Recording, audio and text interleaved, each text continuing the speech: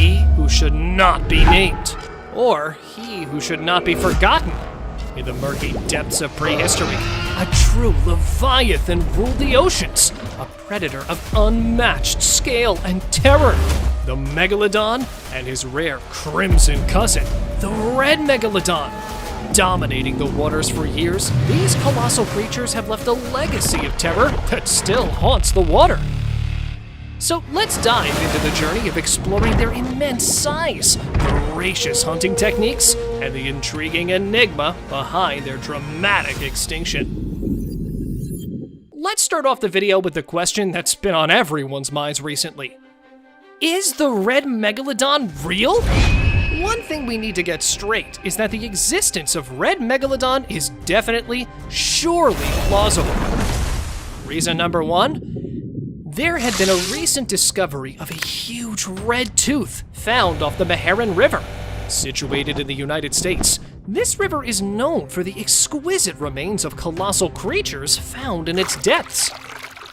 Reason number two, scientists have mutually agreed on the fact that because these majestic megs roamed the Earth millions of years ago, they so far have only discovered teeth and a few vertebrae. There is a 100% possibility that Megalodon was much more than we've perceived, which makes the red Megalodon's presence quite believable. Wait! There's another recently discovered fact that you would not want to miss. One thing we all know is that the majority of sea predators, especially sharks, are ectothermic. Well, that was not the case with these ancient rulers.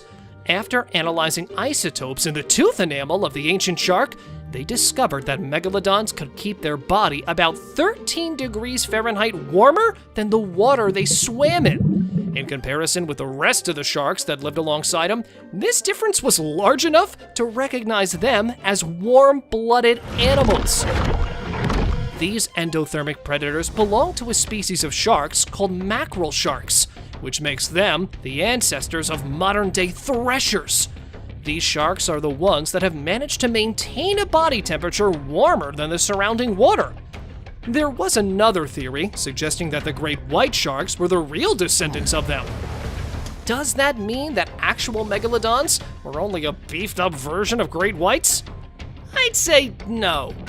It is true that great whites are believed to be the lineage of megs, but they're not direct ancestors or descendants of each other. Instead, they share a common ancestry and belong to the same shark family known as the Lamidae family. And despite their similarities due to their shared ancestry, they are actually distinct species with distinct differences in size, behavior, and habitat. All three of these characteristics were what made the megalodons the behemoths we call them today. But how do we know all of this from just a tooth? It's because the scientists not only discovered a few hundred of them, but they recovered thousands of megalodon jaws from around the globe. And to measure its size, they simply calculated the tooth row length from the side of the jaw. And there we had it, the size of the great white megalodon. Double the size of a big school bus, and 3 times the size of a great white shark. So what did it actually eat to make it the monster it was? Sounds kind of like a dumb question, right? I mean, with size as enormous as theirs, they would have consumed anything they stumbled upon, be it a huge shark, a whale, or plenty of sharks or plenty of whales, or numerous whales and sharks together. Okay, I could do that all day, but you guys, remember it this way. A megalodon could have easily finished a whale exactly the size of the adult killer whale in just 5 generous bites. If you happen to have any doubts, I've got this video to show you on how easy it was for the massive creature to grab a swimming whale. Now, what made this all easier for megalodons? It was the widest jaw that contained 276 megateeth with incredible bite force. The huge teeth made it one of the most fearsome predators to ever roam the oceans. While precise measurements are challenging due to the lack of living specimens, scientists have estimated that the megalodon's bite force could have been in the range of 24,000 to 41,000 pounds per square inch. To put this in perspective, the great white shark, one of the largest contemporary predator sharks, has a bite force of about 1,800 pounds per square inch. This means the Megalodon's bite was significantly more powerful, enabling it to crush the bones and shells of its prey with ease. Anything, literally anything, could have fit inside those 3.4-meter wide jaws. There was a sighting in the year 2009 where a father, along with his son, spotted a stranded whale bitten in half. The discovery was made off the coast of Hawaii and left the audience stunned. Now you might be wondering why I brought a half-eaten whale into the middle of the Megs. It's because the beached body of the whale showed an insane bite radius. The radius was enough to make the researchers realize who was the culprit behind this, as the whale was split in half with just one mighty bite. Yep, one bite was all it took for the predator to cleave the whale. As per the researchers, the predator responsible for such a feat would have needed considerably more strength than the typical sharks found in those waters. To put it in simpler words, it was just the megalodons who had the ability to do this sort of damage with only one bite. Not just the enormous size with mighty bite, but they likely used a combination of stealth, speed, power, and cooperative hunting to capture and consume their prey. It likely relied on ambush tactics like lurking in the depths and surprising its prey from below, utilizing its immense size and power to deliver devastating bites. Cooperative hunting in groups, similar to modern sharks, was another approach, allowing them to tackle larger prey efficiently. Their speed enabled them to chase down smaller, more agile prey. Lastly, scavenging on carcasses of large marine creatures also lay within their capabilities, making them versatile hunters in the ancient oceans. Another thing that intrigued me while I was searching for these exalted creatures was the recent sightings. There have been numerous sightings of creatures resembling the long-gone megalodons that even left the scientists scratching their heads. I agree that scientific consensus leans heavily towards their extinction millions of years ago, but there are still a few reasons to believe in their existence. First, the ocean is a vast and mysterious place, and we've only explored a small fraction of it. Who knows what could be hiding in the uncharted depths, right? Second, there have been some intriguing reports of giant, unidentified creatures in the ocean. Now, these sightings, while not scientifically proven, fuel the speculation that maybe, just maybe, a few megalodons survived somehow. For instance, watch this clip captured off the Brazilian coast. On each side of the boat? What are those trails called? What side is swimming fast? The footage shows two massive-sized creatures stalking the boat. They appear to be almost equal to the size of the boat itself. They might not be the megalodons, but we have to admit that there are bigger creatures that lurk in the depths of the oceans. Here comes the one that was captured in Japan's Suruga Bay in the year 2016. The huge shark that got attracted by the bait remained unidentified for years until recently, where researchers identified it as a sleeper shark. Now, these sharks contain enormous sizes and an insane length of more than 8 meters. A resembling massive creature was recorded in the depths. Although the previous one was identified, this one remained anonymous, and researchers are still baffled to see the sight of this monstrous creature, estimating the thing to be more than 15 meters long. Not just the sightings, though. Here's an encounter where the Coast Guard were seen only a few inches away from what the people called a megalodonic creature. Another creature that was given a similar name was this one. A colossal shadow emerged beneath the surface, revealing an immense basking shark resembling a prehistoric creature. What initially caused a stir on social media was the misconception that this basking shark, reaching up to 40 feet in length, was a megalodon, where in fact it wasn't. Here's another gigantic shark that was filmed so close to the fishermen. Now, megalodons may have gone extinct, but they did leave their exalted descendants. Yep, it's the great whites I'm talking about. I mean, great whites are kinda like the modern day version of megalodons. Now, whether we're talking about millions of years ago or today, they remain the undisputed kings of the sea. Not just that, the two have a lot of similarities that relate them, even though they're not closely related. The one ultimate similarity is their diet. Both of these carnivorous apex predators are meat enthusiasts, which helps them maintain a balance in the ecosystem. But great white sharks are not the only predators around. There are times when these ace predators taste their own medicine and they become the prey. It's usually the juvenile great whites. When great white sharks are young and smaller in size, they can fall prey to larger sharks, such as other great whites or larger species like orcas. Orcas, in particular, have been observed hunting and killing great white sharks, even though such interactions are relatively rare. Overall, as adults, great white sharks face threats from natural predators. So, if majestic creatures like great white sharks can get eliminated from the waters, what exactly became the reason for the Megalodon's demise? The Megalodon possessed a distinct advantage with its elevated body temperature, enabling it to achieve greater speed, withstand colder waters, and expand its habitat globally. You see, megalodons lived during a time called the Pliocene epoch, about 5.33 to 2.58 million years ago. Things were cooling down globally back then, and this change messed up the megalodon's groove. Sea levels shifted, and the megalodon struggled to adapt. Sustaining the elevated body temperature required the megalodon to maintain an exceptionally high energy level, resulting in a voracious appetite. But with the changing ocean and maybe even competition from newcomers like the great white shark, it became a tough gig. Consequently, the megalodon faced challenges that ultimately contributed to its extinction. Some researchers have also speculated that unusual oceanic events or anomalies, such as massive underwater volcanic eruptions or shifts in ocean chemistry, could have played a role in the megalodon's extinction.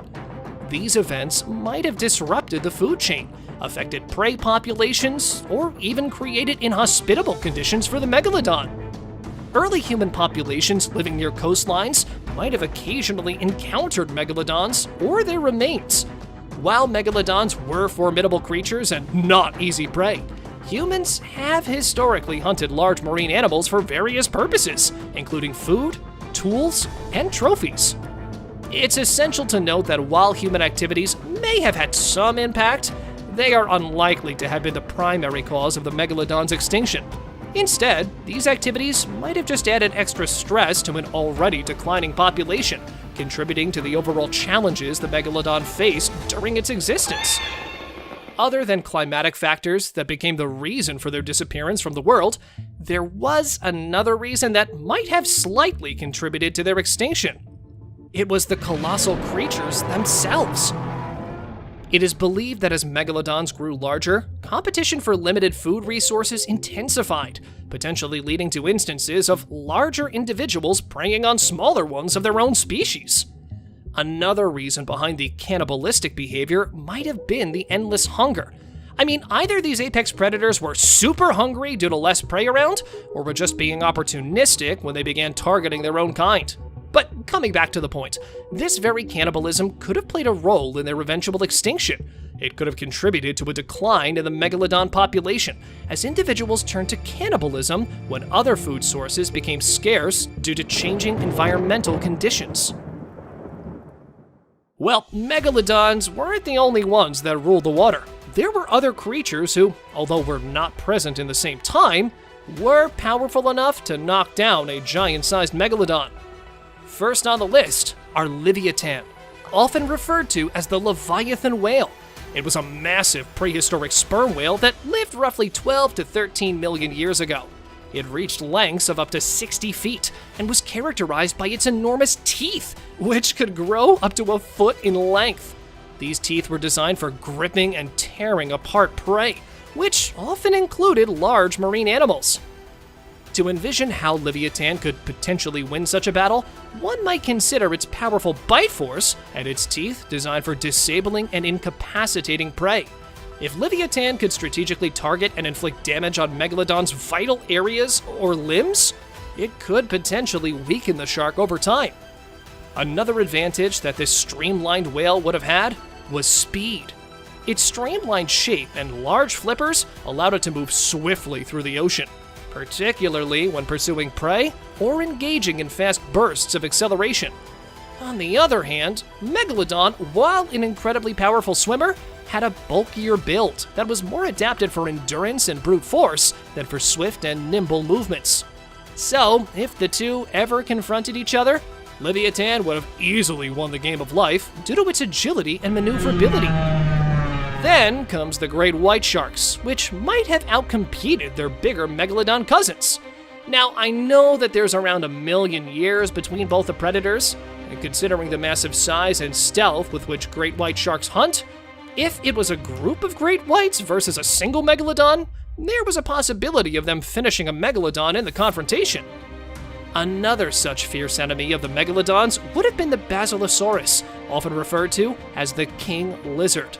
It was a marine reptile that had long fascinated scientists. The first Basilosaurus fossil, resembling a colossal eel measuring up to 65 feet, was unearthed in the 19th century. This formidable marine predator ruled the ancient seas approximately 34 million years ago. Although its preferred prey was whale meat, it is believed that with its immense size and power, it likely had the ability to take down sharks as well. Now, imagine the clash of formidable megalodons and Basilosaurus.